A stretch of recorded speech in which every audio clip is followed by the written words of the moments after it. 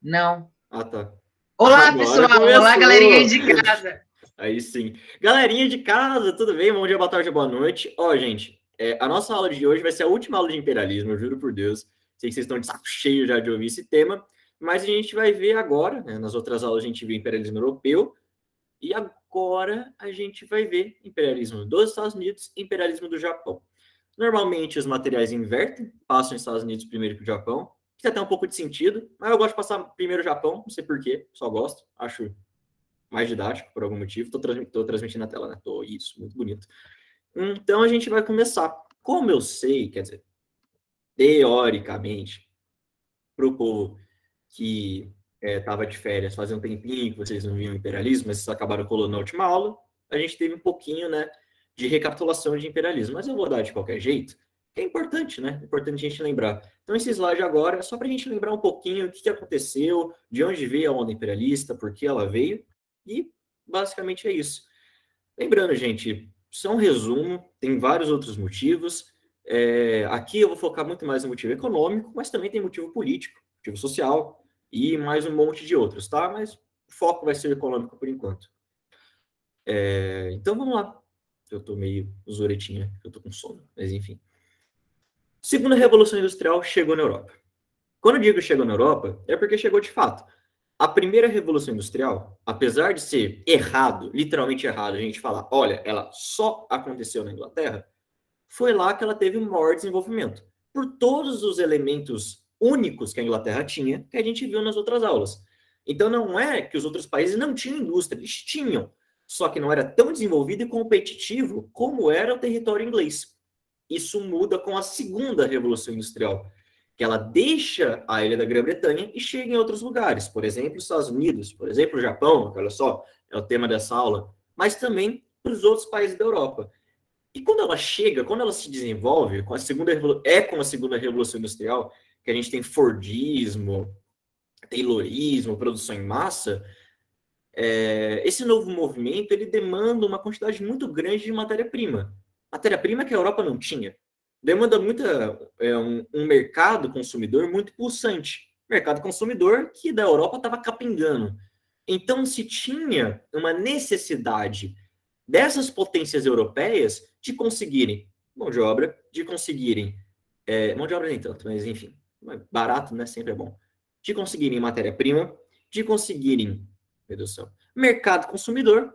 E aí, olha que interessante, as colônias tinham tudo isso sobrando. E aí vem a onda imperialista. De novo, uma simplificação muito grande. A gente achar que imperialismo só veio por causa de economia, porque não é o caso, mas foi um fator muito importante e é o que cai mais em prova, então é o que eu vou revisar aqui mais profundamente para vocês. A gente teve a Primavera dos Povos, né? E com ela um nacionalismo muito crescente, né? A gente teve a unificação da Itália, a unificação da Alemanha, outros projetos de unificação que eu não dei ainda para vocês por falta de tempo e porque a gente vai ver na aula de Primeira Guerra Mundial.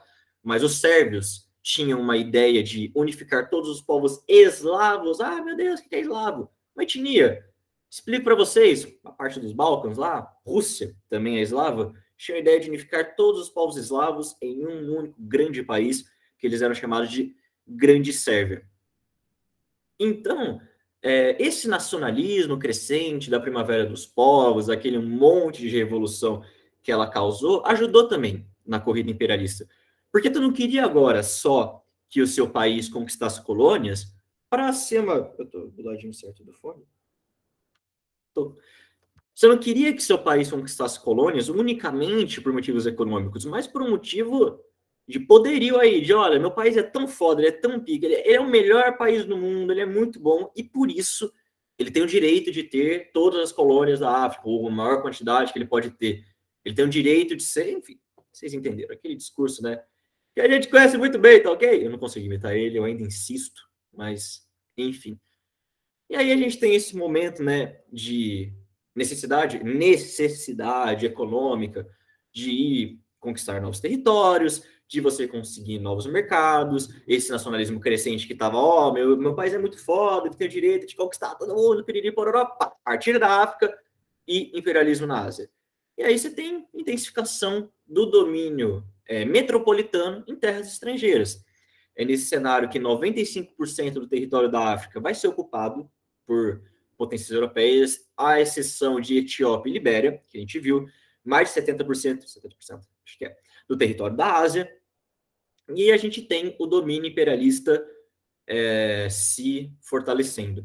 E, né, como eu já disse para vocês, só para a gente ter uma ideia da proporção que isso tomou, no final do século XIX a gente tem a consolidação definitiva do Império Britânico, que nada mais é do que o maior império do mundo. Então, Roma, Pérsia, essas coisas aqui. O negócio é Reino Unido, que dominou aproximadamente 25% do mundo, sozinho. 25% de todo o território global estava na mão da Inglaterra. E o resto, que não estava na mão dela, devia para ela. Então, era a mesma coisa. Recapitulação rapidinha. Alguma última dúvida antes da gente ir para a aula em si? Tá. Oi, Edu, essas grandes unificações, como você disse, da Grande Sérvia e muito mais, você acha bom ficar decorando, tipo, cada iniciativa, cada movimentação mais importante? Se vocês quiserem decorar tudo, vocês vão ficar malucos. Não precisa. Mas é importante para a aula de Primeira Guerra Mundial, só que eu vou passar para vocês entenderem as intriguinhas, então... Não é aí, né, que tem o pan-bolivarismo, não, né? Nessa época. É mais pra frente, né? Pan-eslavismo. Não, do Simão Bolívar. Não tem nada a ver. Tem nada a ver, isso foi antes. Beleza? Meu Deus, tá bom. Não, desculpa, eu fui só enfático. Bom, não, gente, eu vou te processar. Fica à vontade aí. Como é que é? Me processa, fofa. Eu não sei o meme. Eu não sei fazer as coisas. Mas, enfim, vamos para o imperialismo japonês. Gente que estava aqui no outro semestre, vocês vão... Meu Deus do céu, o que eu ia falar? Vocês vão ter um déjà vu muito grande falando, pera lá, mas ele não falou isso da China? Pois é, mas é uma coisa muito parecida. Para quem não estava aqui semestre passado, fica tranquilo que vocês vão entender. Gente, para entender a onda imperialista do Japão, é importante a gente saber um pouquinho sobre a própria história do Japão antes desse imperialismo, tá bom? Não vou dar muito detalhes, até porque nunca vi cair em nenhum lugar, mas enfim. Gente, eu já disse para vocês, vou repetir aqui para quem não estava no semestre passado, mas a Ásia, antes da corrida imperialista do século XIX, era um ambiente muito fechado, muito restrito. Eles não tinham muito interesse em ter um contato muito grande com o Ocidente. Interesse mesmo, falar, olha, pode até ser lucrativo, ter rota comercial com você, ter troca de embaixada, mas eu não quero, quero ficar na minha. A China era assim, era um território que sempre foi cheio de gente, tá? Era muito populoso até para a época, eu acho que ela tinha 300 milhões de pessoas no século XIX, que é gente pra cacete, principalmente para aquele período que tu cortava o dedo na quina da mesa e morria de infecção. Uma coisa muito de se admirar. Mercados muito grandes, muito lucrativos, com produtos exóticos, mas que não tinham interesse em comercializar com o Ocidente. Por não ter mesmo, não quero, me deixa na paz. O Japão era assim. Você tinha um período no Japão, durante o Shogunato. O que é Shogunato? Calma. Você tinha um período no Japão, durante o Shogunato, em que literalmente era proibido sair do Japão. Se você sair do Japão, você morria se eles pegassem de volta, obviamente. E também não podia entrar no Japão. Os portugueses tentaram. Em 1500, lá vai cacetada, eles levaram uma delegação cristã para o Japão. No começo deu certo. Aí depois deu errado, eles foram mortos e mandaram eles para correr. Então o Japão era poucas ideias. Não queria contato com o Ocidente, estava na dele. E além de não querer contato com o Ocidente, o Japão, como a gente conhece hoje, grande país que está sediando as Olimpíadas, que está comprando juízes, seus arrombados, nunca vou esquecer do judô, tá bom? Então, vocês surrupiaram na cara dura brasileira, mas enfim, o Japão, que está sediando as Olimpíadas, a gente pensa ele hoje como um país unificado, bonitinho, centralizado. Não era assim antes do século XIX. O Japão estava passando por um período chamado Shogunato, que muita gente fala de feudalismo. Não é a mesma coisa, mas é muito parecido. Basicamente, o poder do Japão estava descentralizado, não estava unificado na mão de um único governo. E cada shogun, olha só o nome, que dá para traduzir como senhor feudal, apesar de não ser uma tradução precisa, mas cada shogun tinha seu pedaço de terra e ele mandava nesse pedaço de terra. Então, o imperador, que continuava existindo, apesar de não ter tanto poder, ele não mandava nada, ele era uma figura mais simbólica, esse tipo de coisa, enquanto os outros lá, os samuraizinhos, ficavam lutando pelo outro no período do Shogunato. Foi um período relativamente violento para a história do Japão. Enfim. E o Japão tava vivendo a vida dele. Fazendo nada, minhas coisas, minhas brigas internas, minhas katana, meus anime, vendo meu Narutinho. Só que, em 1853, chega na Baía de Edo, atual Tóquio tinha esse nome antes, navios de guerra. E os japoneses não sabiam que era um navio de guerra. Não por ser ignorantes qualquer coisa, nunca tinha visto, não tinham contato com o Ocidente, mas chegam encouraçados, que é uma categoria bem alta de navio militar, que faz um estraguinho bem grande. Chegam encouraçados na Baía de Edo, atual Tóquio, de novo. Eram navios dos Estados Unidos, que, né, os Estados Unidos a gente conhece, sempre foram muito amorosos com o mundo, sempre propuseram a união dos povos a partir do diálogo, do respeito às diferenças.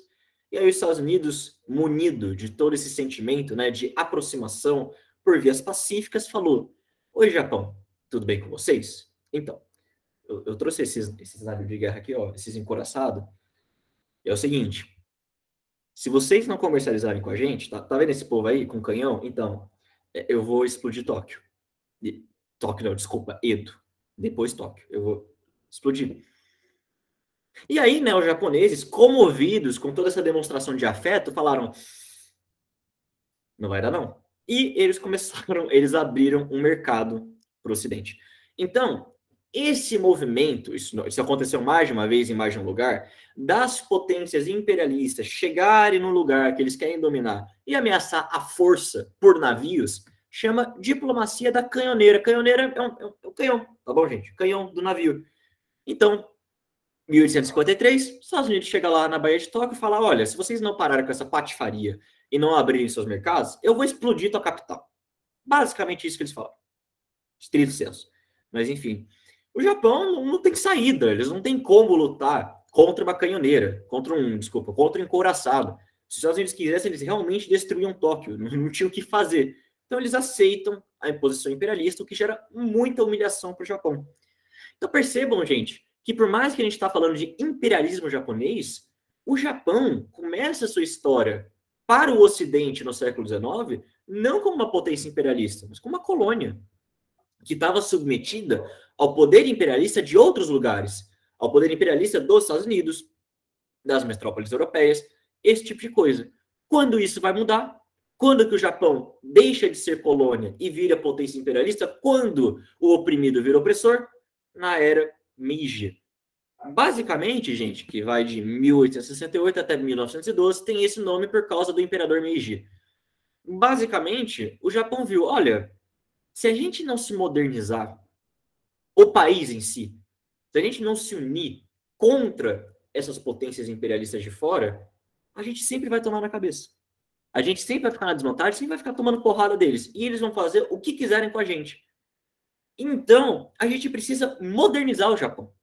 Trazer essas novidades que o Ocidente tem para cá. Então, trazer indústria, trazer uma administração mais racional. E eu não estou falando que é, enfim, coisas do Weber, desculpa.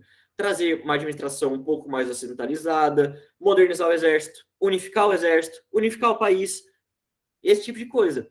E essa é a era Meiji, tá bom? Então, o Japão, que antes era, grosso modo, feudal, cada liderança local tinha poder sobre a sua terra, cada shogun mandava no seu pedacinho, isso deixa de existir. O shogunato entra em decadência, o imperador concentra poder de novo nas suas mãos, e com o poder centralizado, ele começa a ocidentalizar o Japão. Então, ele fomenta a industrialização, basicamente contrata engenheiros de outros países a peso de ouro para ir para o Japão montar um parque industrial lá, cria um exército nacional, que não existia até então.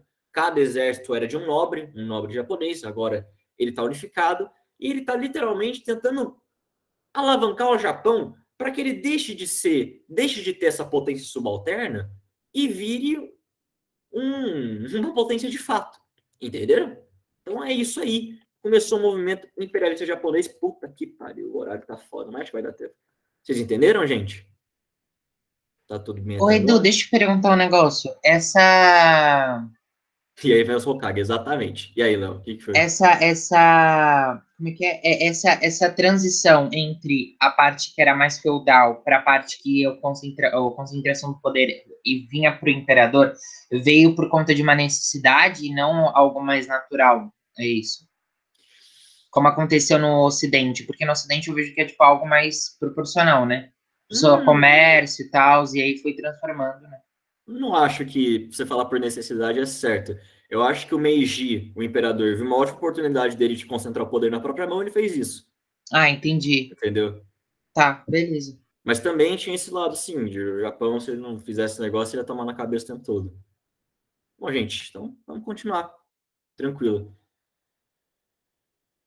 Uma coisa importante que às vezes cai em prova, que parece difícil porque o nome é complicado, Zaibatsu, parece um jutsu, meu. Um Rudon, Zaibatsu no jutsu, não. Por que eu fiz isso? Meu Deus, eu passo muita vergonha. Enfim, me arrependi na hora. Faz de novo, faz de não, novo. Não faço. Faz de novo. Não. Zaibatsu, gente, é um nome que os... Cara, é tipo o Vale do Silício do Japão, dessa época, entendeu? Era onde estavam os tecnopolos dele. Zaibatsu era o nome de grandes complexos industriais. Então, um grande conglomerado de empresa tinha o nome de Zaibatsu. E esses Zaibatsu eram administrados por famílias influentes. Eu não estou entendendo nada, meu Deus do céu, eu te explico. Muita calma nessa hora, muita hora nessa calma. Aqui, era Meiji, o shogunato entre decadência. Vocês acham que o imperador tinha capacidade para fazer isso sozinho?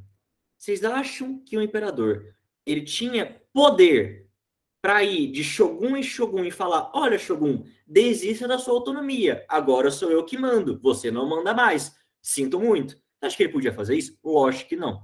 Então é óbvio que o imperador teve ajuda de outros nobres japoneses que foram lá, se aliaram ao imperador, ao Meiji, e foram ajudar ele a concentrar o poder. E depois que o Meiji conseguiu concentrar o poder, ele teve que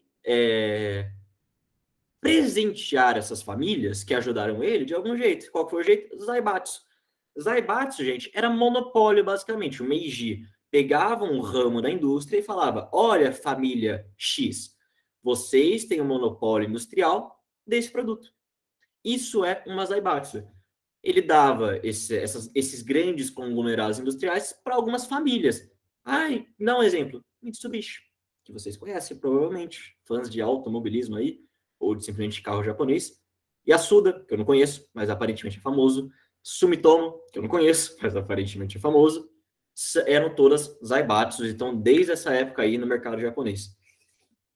Só que olha que ironia. Olha que ironia. Olha o Paulo Freire, amando o Paulo Freire, chega a tremer agora. Japão, que está deixando de ser colônia e passando para uma posição um pouco mais, né, incisiva no ramo imperialista, está se tornando uma potência neocolonialista, ele faz industrialização. Só que o solo japonês é muito pobre. Eles não têm grande parte dos recursos naturais que ele precisava. Então, não tem petróleo, não tem bauxita, esse tipo de coisa. Vocês estão vendo alguma semelhança aqui? O sonho do oprimido é virar opressor, gente. O Japão acabou de virar. Então, o Japão, que estava passando por seu processo de industrialização, não tem matéria-prima suficiente em território nacional e vai buscar em outros lugares. Em outros lugares aonde? China. Principalmente China. Não só China, mas principalmente China.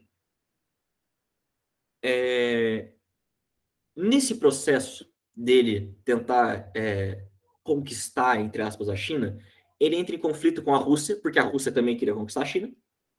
Tanto é que a gente vai ver, lembrem disso, na aula de Revolução Russa, a gente vai ver uma guerrinha chamada Russo-Japonesa, que foi muito importante para a história da Rússia, viu? Muito importante, vocês lembram disso até agora. Então, o Japão, basicamente, queria conquistar essa região aqui, e a Rússia também queria. Eles entraram em guerra. Quem ganhou? O Japão. Mas eu não vou entrar nesse detalhe. E entrou em conflito com a própria China, né? Porque, coitada da China, vai ser surrupiada. A gente teve duas guerras, chamadas guerras sino-japonesas. A primeira delas de 94 até 95, que é basicamente o Japão invadindo a região da Manchúria, que é no norte da China, uma região que é muito rica em recursos minerais, em petróleo, em ferro, esse tipo de coisa. É o Japão, basicamente, conquistando a China e falando: olha, Que peninha virou minha colônia, tá bom? Então, Primeira Guerra Sino-Japonesa. Coreia, cadê a Coreia? Jesus amado? Aqui, ó, a Península Coreana, que historicamente era território do Império Chinês, vai para o Japão. A Ilha de Formosa, aqui, ó, bonitinha, atual Taiwan, vai para a mão do Japão. E a Manchúria, que é toda essa região ao norte da China, muito rica em recursos naturais, vai para o Japão também. Posteriormente, já em meados da Segunda Guerra Mundial, a gente tem a Segunda Guerra Sino-Japonesa. Essa daqui é escrota, tá? A gente vai ver na aula da Segunda Guerra. Não que a outra não tenha sido, mas essa daqui é bizarramente escrota. O Japão invade de novo a China. De novo. Para o mesmo motivo. Ah, quero ser o senhor do Pacífico, quero dominar toda essa região, vou invadir a China, porque domingo eu invado a China, ia jogar boliche hoje, não deu, vou invadir a China. Basicamente isso. Aí teve umas coisas meio bizarras nessa Segunda Guerra Sino-Japonesa, o estupro de Nanquim, que o próprio nome já diz, né? Nanquim ou Nanjing, que era a capital da China nesse período. Meio complicado, meio triste, mas enfim, não vou entrar em detalhes. Próxima aula não, né? Aula de Segunda Guerra Mundial, porque a gente não tem tempo. Então é isso, gente. O Japão de colônia vira potência imperialista e vai fazer sua influência, principalmente na China. Não só na China, vocês estão vendo esse mapa, pô, tá aqui, ó, cadê nosso querido Timor-Leste? Não tô achando, porra. Indonésia, aqui, tá bom, então, o Timor-Leste está em algum lugar, não achei ele, mas enfim, ele vai dominar toda essa região aqui. O objetivo do Japão era ser senhor do Pacífico, do Oceano Pacífico, não dele ser Pacífico, né? Vocês estão vendo que... É o Timor-Leste? Eu tô procurando Timor-Leste, eu não consigo identificar ele direito, cadê ele? Mas que inferno. E mais quem? Acho que é isso aqui. Cara, Papua Nova Guiné, uma boa parte da Indonésia, aqui na Segunda Guerra Mundial, né, Indochina, nessa época a Indochina ainda estava na mão dos franceses, a Manchúria, esse tipo de coisa, tá bom? Esse é o auge do Império Japonês, tá, gente? Quando ele teve maior extensão territorial. Que incrível. Alguma dúvida? Estão tudo ok? Ele era louquinho, né, o Japão? O Japão aí fez umas coisas, uns crimes de guerra bem da hora, viu, na Segunda Guerra Mundial. Que eles cagam, eles fingem que não existe e exportam anime. Acabei de pesquisar, bizarro demais, meu Deus do céu. Nunca nem ouvi falar nisso daí, nunca. A gente vai ver quando for ver Segunda Guerra Mundial, estupro de Nanquim. É complicado. Edu, faz de novo o treco. Que treco? Não vou fazer. Essa época é muito sombria na minha vida que eu era otaku, mas infelizmente eu larguei dessa vida. Ativa o modo Senin, professor. Vai, mostra pra ele. Que isso. Nossa, vai. Eu tenho poder de mutar você. Ah, eu tenho poder. Assim, vocês têm poder de mutar eu também. Gente, alguma última dúvida pra gente ir para os Estados Unidos? Ó, eu vou passar um teco do horário. Me perdoem, mas é o que tem pra hoje. Uns 10 minutinhos, tá bom? Então paga esse treco por horário mais uma vez, fazer. Eu não vou fazer isso, mas meu Deus. Enfim, vamos lá. A que drava! É isso aí. Cadê minha varinha do Harry Potter? Ai, gente, eu sou muito... Enfim. Pior que isso tá gravado. Que inferno, eu me odeio. Enfim. Tristeza. Dor, sofrimento. Gente, guardem tudo que vocês viram de imperialismo japonês agora numa caixinha, porque a gente vai pro outro lado do mundo. Quer dizer, não necessariamente, né? Porque a costa oeste, né? Gente, a costa oeste. Isso aí. Eu não sei... Eu não sei ponto oeste. Cardinal. Eu não sei ponto cardeal. Porque nas 13 colônias é leste. Isso. Aqui, o oeste dos Estados Unidos é mar do Japão, né? Mar do Pacífico. Então não é tão distante assim. Não é do outro lado do mundo, literalmente. Mas é uma parte aí longe, relativamente longe do mundo. Gente, vamos lá. É o seguinte. Quando a gente pensa nos Estados Unidos, hoje em dia, inevitável. Primeira coisa que a gente vem na nossa cabeça, provavelmente, crimes de guerra. Segunda coisa que vem na nossa cabeça, provavelmente, McDonald's. Terceira coisa que vem na nossa cabeça, não sei, mas enfim, o que eu quero dizer é... iPhone. A gente tem uma ideia muito grande dos Estados Unidos, falando, putz, Estados Unidos é muito foda, maior exército do mundo, depois do chinês, eu acho, uma coisa assim. Enfim, Xi Jinping tá chegando. Maior potência do mundo, economia, 28 trilhões de dólares, mas nem sempre foi assim. Os Estados Unidos já foi pé rapado, literalmente, um lugar pobre, que ninguém se importava. Tanto de, tipo... 13 colônias dos Estados Unidos. E eles estavam limitados a esse territóriozinho aqui. Então, em vermelho, é o território original dos Estados Unidos, original, que eles conseguiram pós-independência, e em azul é o território atual dos Estados Unidos. Vocês veem que eles se expandiram muito, muito, conquistaram muitos territórios. Como que eles conquistaram isso? De um jeito, como eu sempre digo, né, Estados Unidos a favor da união dos povos e do diálogo, conquistou isso a partir de guerra e genocídio. Vamos ver então como é que foi agora. Como é que vamos ter que falar primeiro, antes de falar de imperialismo estadunidense, de como eles consolidaram seu território, que é muito importante. Primeiro, compraram a Louisiana da França, em 1803. Espera aí que eu vou... Louisiana, eu não sei porque eu... Não sei porque eu não coloquei esse mapa antes. Gente, enfim, tá vendo esse território verde aqui? Gigantesco. Então, esse território era da França. Era da França originalmente. Em 1803, vocês verem, a França vende esse território para os Estados Unidos. Por quê? Napoleão, é o Napoleão mesmo, viu?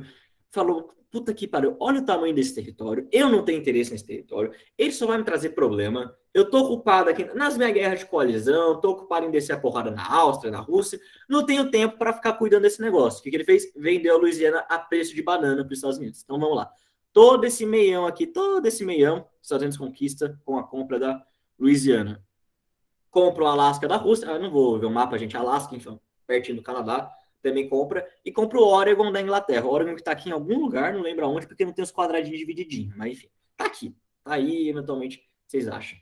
Essa expansão, gente, dos Estados Unidos, eles comprarem esse território, todos esses territórios, compram a Flórida também, eventualmente, da Espanha, que eu me lembro.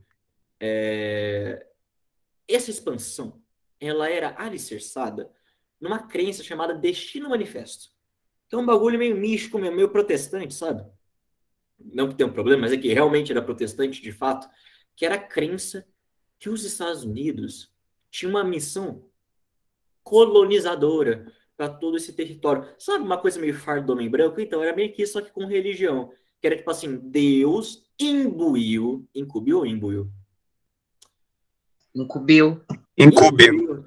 desculpa, os estadunidenses da missão de irem levar a colonização para todo esse território. Caralho, passou o slide. Então é uma coisa meio que... E assim, gente, é aquele negócio, né? Complicado de quando Deus te manda fazer alguma coisa que você não questiona Deus, né? Isso é um probleminha muito grande. Um povo faz umas loucuras por isso. E aí, os Estados Unidos pegou esse Destino Manifesto aí e levou muito a sério, né? A gente teve a Guerra Mexicano-Americana, que eu não lembro o nome. Por quê, gente? Eu não tenho capacidade de prever as coisas que eu vou mostrar, né? Não tenho, é impressionante. Todo o território... Jesus. Aqui. Todo o território aqui, ó, bem do sul dos Estados Unidos, não era dos Estados Unidos, obviamente, era do México. Então aqui, ó, Califórnia, esses outros lugares eram todos territórios mexicanos. Do México, literalmente. Uma região relativamente desabitada, tá? Não tinha muita gente aí, até porque é um puta desertão. Mas, enfim, vocês percebam que o território aqui mexicano, que depois vai ser dos Estados Unidos, tem uma costa pro Pacífico. E essa costa aqui dos Estados Unidos é costa pro Atlântico. Então era interessante para os Estados Unidos dominar essa região para conseguir uma saída para o Mar do Pacífico. E aí o México estava meio que no caminho para isso, né? E aí deu problema. Bom, a gente teve a Guerra Mexicana-Americana, foi o conflito entre os Estados Unidos e México, com o pretexto dessa missão civilizadora do Destino Manifesto, para eles dominar essa região. E aí, grosso modo, eles anexam novos territórios, tipo o Novo México, o que eu particularmente acho uma... Mano, eu acho muito duro, mano. Sei lá, tipo chamar o Rio Grande do Sul de Cisplatina 2 ou alguma coisa assim. Eu acho muito feio, mas enfim. Novo México, Califórnia, o Texas, tá bom? O Texas é um pouquinho complicado. Na realidade, o Texas ficou independente, literalmente independente, virou independente, não era de ninguém, por um tempinho. Aí depois o Texas entrou por vontade própria nos Estados Unidos. Tanto é que por um tempo a gente teve presidente do Texas, tá bom? O Chuck Norris. Nossa, esse vai ser... Acho que é a informação mais aleatória que eu vou passar para vocês. O Chuck Norris tinha o sonho de ser presidente do Texas. Do Texas, não dos Estados Unidos. Do Texas. Mas enfim, detalhes. Grande sonho. Aí Nebraska... Ele é ousado. Ele é ousado, mas o Chuck Norris pode, né? Então, eles dominaram toda essa região aqui. Que, dando um spoiler, vai ser importantíssima para acontecer a Guerra de Secessão. Por quê? Vamos descobrir depois, no final do ano. É a última aula que eu passo para vocês. Então, basicamente é o seguinte, Estados Unidos conquista todo esse território aqui e tem que chegar lá de algum jeito. tem que conquistar esses lugares de algum jeito. Aí começa a industrialização, eles começam a construir ferrovia para conectar essas regiões e pronto. Estados Unidos está mais ou menos consolidado, igual a gente conhece hoje. Esse paizão todo, né? Acho que o terceiro maior país do mundo, bem grandinho aí. Tá bom? Alguma dúvida, gente? Até aqui? Vai dar tempo. Não vai passar tanto do horário. Eu achei que ia passar do horário, mas não vai passar, não. Tá tudo bem? Então... A Bahia Edu foi inspirada em você? Por quê? A Bahia Edu, lá no Japão, foi inspirada em você? É Edo. Você estava falando de Edu. Eu falei errado. É Edo, ó. Edo. Assim, Bahia de Edo. Acho que é o jeito que eu falo. Vimos como os Estados Unidos se consolidou. Vimos como começou, grosso modo, o processo de industrialização deles, né? Agora vamos ver a aula de hoje, né? Imperialismo estadunidense. Gente, basicamente, agora eu vou cobrar um pouquinho de você, vai ter que puxar da memória. Vamos lá. Congresso de Viena, 1814, 1815. Napoleão acabou de ser derrotado. Puxa da memória. Queridos e queridas da semana base, vocês também tiveram isso. Puxa da memória de vocês, Congresso de Viena, o que aconteceu?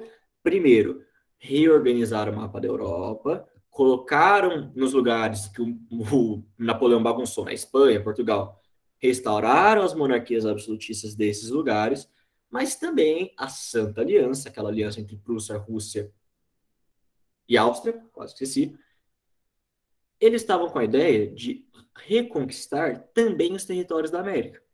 Afinal de contas, bom, Simão Bolívar fez uma bela baguncinha aqui na América do Sul, tiveram os processos de independência na América Central, tem o processo de independência do Brasil, e as potências imperialistas lá, as metrópoles absolutistas perderam as suas colônias.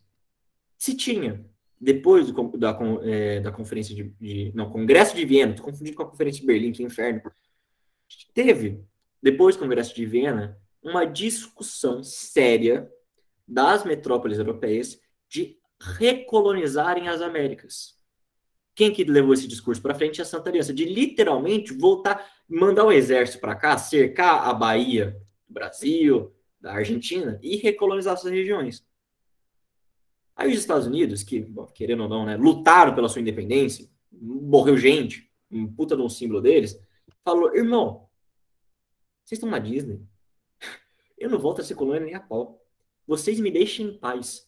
Vocês deixem a América em paz. Ela não é de vocês. Ela não é um território de vocês. Essa frase dos Estados Unidos, essa de deixem a América em paz, é a doutrina Monroe, que é a garantia de defesa de países americanos literalmente, tá, que nasceu aqui na América, contra as metrópoles. Ou seja, vocês não vão recolonizar a gente. A gente é livre, a gente é independente. Vocês fiquem longe daqui. Essa doutrina Monroe é sintetizada pela frase que você já deve ter ouvido falar, a América para os americanos.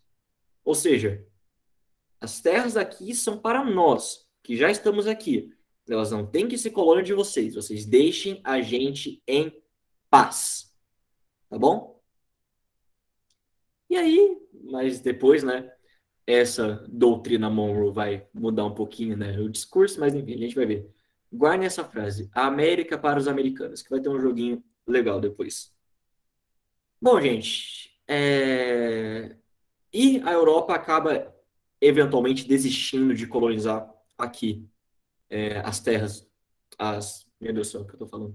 E eventualmente a Europa, ela deixa essa ideia de lado, né, de recolonizar as Américas, principalmente por causa da Inglaterra. A Inglaterra passa pelo período de Pax Britânica, se vocês lembrarem do Império Romano, né, Pax Romana, o Império Britânico, que estava em expansão, ele para de se expandir, eles falam, tá bom do jeito que tá, não aguento mais, vou parar de expandir. E aí, depois que o Reino Unido para de se expandir, para de conquistar novos territórios, ele faz um acordo com os Estados Unidos sobre as zonas de influência europeia nas Américas. Então, basicamente, os Estados Unidos e a Inglaterra sentam na mesa, a Inglaterra fala, olha, não quero desistir de toda a América, ainda quero ter uns territórios, ainda quero ter minha Guiana, minha Jamaica, mas o resto eu deixo independente. E a mesma coisa para as outras potências europeias. A França fica com a Guiana Francesa, a Holanda fica com o Suriname, mas, grosso modo, vocês ficam independentes. Aí os Estados Unidos falam, tá bom. Então, basicamente, eles sentam na mesa e falam, olha, cada um fica com o quê, mas o grosso da América fica independente. Estados Unidos passa por uma ampliação econômica muito forte depois da Guerra de Secessão, porque vai fomentar a indústria bélica lá, também ganha poderio militar pós-Guerra de Secessão, o exército fica moderno, apesar de ter morrido muita gente, o exército fica moderno, bem equipado, tá? E aí percebam, a gente tem um acordo entre a Europa e os Estados Unidos, em que a Europa falou, eu não vou mais influenciar a América. Não diretamente, economicamente sim, mas não diretamente. Mas eu admito, por hora, que a América está sobre a sua esfera de influência, Estados Unidos. Você que manda aí, faz o que você quiser, não tô nem aí, que você for. E aí os Estados Unidos, depois da Guerra de Secessão, consegue um poderio militar muito grande. Consegue um exército bem da hora aí. O que os Estados Unidos tinha acabado de passar mesmo? Pelo processo de industrialização. Você sabe que vai vir logo em seguida, né? Esse América para os americanos, gente, da doutrina Monroe, vira América para os norte-americanos. No finalzinho do século XIX, assim como né, com a África e com a Ásia, os Estados Unidos, mas também no século XX, os Estados Unidos começa a Big Stick Policy, ou a política do grande graveto. Graveto não, é porrete, desculpa, falei errado. Pensei no Minecraft aqui. Vamos resumir essa política para vocês entenderem em uma única frase? Fale macio, mas carregue um grande porrete. Não entendi porra nenhuma. Vamos explicar. Essa charge aqui à direita, ela é bem da hora para a gente entender. Esse aqui é o Theodore Roosevelt, tá? Presidente dos Estados Unidos. Não confundir com Franklin Delano Roosevelt, que era parente dele, mas que é bem depois. Esse aqui é o Theodore Roosevelt. Basicamente é o seguinte, Estados Unidos passa a fazer uma política de jogo de cintura com a América. Ele estava tentando colocar suas próprias vontades na América. Estava tentando chegar no Brasil, chegar na Argentina, no Paraguai, essas coisas, e fazer um acordinho camarada. Um acordinho econômico camarada. Tipo, olha, gente, vamos fazer minhas vontades aí. Bora fazer comércio desse produto. E esse produto quem tem monopólio? Olha, coincidência, eu. Entendeu? Esse negócio assim. Esse é o fale macio. É tentar chegar nas potências que você quer explorar de um jeito bem de boa. Tipo assim, eu sou seu amigo, eu sou amigo de vocês, americano para americano, cara, que isso? Vamos fazer um acordinho aqui. Mas, se você não fizer um acordo comigo, eu tenho essa marinha do tamanho de um Jequitibá rosa, que eu, inclusive, usei para subjugar o Japão, para fazer minha vontade. Ou seja, eu tô falando macio com vocês. Eu tô de boa. Mas não me faz descer a porrada, não, tá bom? Porque eu tenho capacidade de descer a porrada. Fale macio, mas carregue um grande porrete. Estados Unidos ia fazer a sua vontade nas Américas e comece dessa maneira o imperialismo estadunidense. Tudo bem, gente? Vocês entenderam? Rapidinho pra gente acabar. Agora os domínios dos Estados Unidos é rapidinho. Rapidez no quiserem. Tá tudo bem? Tá bom. Tá bom. Então deixa eu posso perguntar? Deixa eu perguntar então. Pode, pergunta aí. Essa parte que se passa, ela óbvio, né? Ela vai se passar então antes É porque assim, você falou que chega na Pax Britânica, então chega no momento que os britânicos eles não querem mais conquistar os territórios. Isso. Então, mas isso se passa antes da Primeira Guerra Mundial. A justificativa para a Primeira Guerra Mundial não é justamente conseguir outras colônias é por conta do imperialismo, né? Mas especificamente do imperialismo africano e asiático, não é? Mais ou menos. Cada país, a gente vai ver isso na Primeira Guerra Mundial, cada país tinha uma desculpa para entrar em guerra um com o outro. Mas sim, o imperialismo foi importante para a Primeira Guerra Mundial no sentido que tiveram disputas sobre as colônias. Eu já falei para vocês, o Congo era desejado por 5 metrópoles. Ficou com a Bélgica. Mas as outras potências não ficaram felizes com isso. Então vai ter muita briga por causa de colônia. Mas, tipo assim, uma hora a Inglaterra fala, olha, chega, não quero mais expandir. Tá bom demais, vou manter o que eu tenho.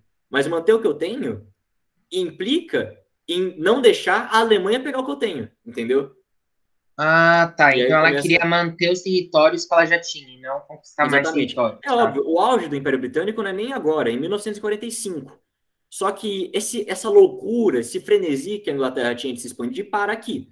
Ela continua se expandindo, mas não é na mesma velocidade que era antes, entendeu? Não era coisa maluca, vou mandar frota para a Austrália, foda-se, e cercar os emus, kiwi e os canguru. Entendeu? Esse tipo de coisa. É isso. Beleza. Rapidinho, gente, para acabar essa aula, que eu sei que vocês estão cansados. Então agora, gente, Estados Unidos vai exercer sua potência imperialista aí, né? O caso mais emblemático de influência imperialista dos Estados Unidos é em Cuba. Vocês não vão ver isso comigo, a independência cubana. Vocês vão ver com a Cami, porque é a história da América Latina.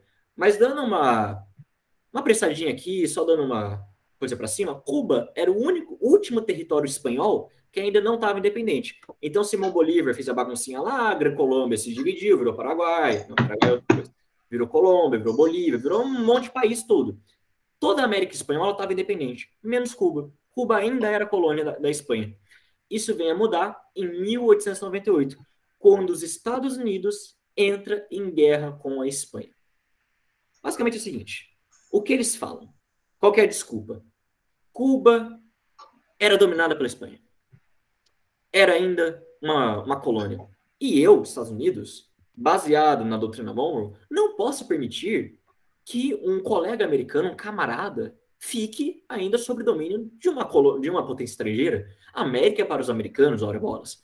E aí ela arranja uma desculpa esfarrapada para entrar em guerra com a Espanha, e entra em guerra com a Espanha e ganha, obviamente, a guerra, né? E fala, olha, Cuba, você está independente agora, porque eu, Estados Unidos, entrei em guerra contra sua metrópole, desci a porrada nela, e agora eu estou te dando sua independência. Fique livre, Cuba, faça o que você quiser. Você é livre, América para os americanos. Só que, antes de você fazer isso daí, antes de você ficar independente, faz um favor, pega a tua Constituição, isso, a Constituição, você acabou de escrever, agora independente, pega essa Constituição, vamos passar uma emenda constitucional? Isso, uma emenda constitucional, vai passar no teu Congresso, chama Emenda Platt. O que tem nessa emenda? Não, nada demais, não é nada não. Só que é o seguinte, nessa emenda você vai me dar Guantánamo, que é um território seu, eu vou poder escolher teu presidente, quer dizer, seu presidente não vai ser eleito se eu não apoiar, eu vou poder ter uma boa parte dos lucros do teu comércio, esse tipo de coisa. Ou seja, independente pero no mútuo. Esse aqui é o grande exemplo de imperialismo nos Estados Unidos, gente. Os Estados Unidos não era tão direto assim. Tiveram casos que ele foi direto, que ele invadiu o território, dominou a região, igual era, por exemplo, com as potências europeias na África. Mas era uma coisa mais velada, entendeu? Era uma coisa mais domínio indireto, tipo fale macio. Tem que te parecer legal. Mas, no fundo, quem mandava era os Estados Unidos. Então, ele fez uma guerra com a Espanha só para libertar Cuba do domínio espanhol, mas para Cuba cair no domínio estadunidense. Entendeu? Foi basicamente isso, estrito senso, mas enfim. Deram uma desculpa. Então, pode falar. Estados Unidos, tipo, exercia mais o poder dele com o soft power. Perfeito, perfeito. Exatamente isso.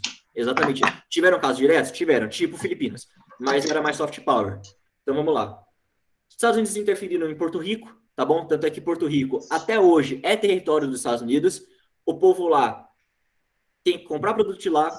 O presidente em poder é o Joe Biden. Eles usam dólar, mas não pode votar. Ah, que beleza, território ultramarino. Ou seja, estão na mão dos Estados Unidos, mas não pode votar. Eles não votam. Porto Rico não vota para presidente. Olha que beleza, que maravilhoso.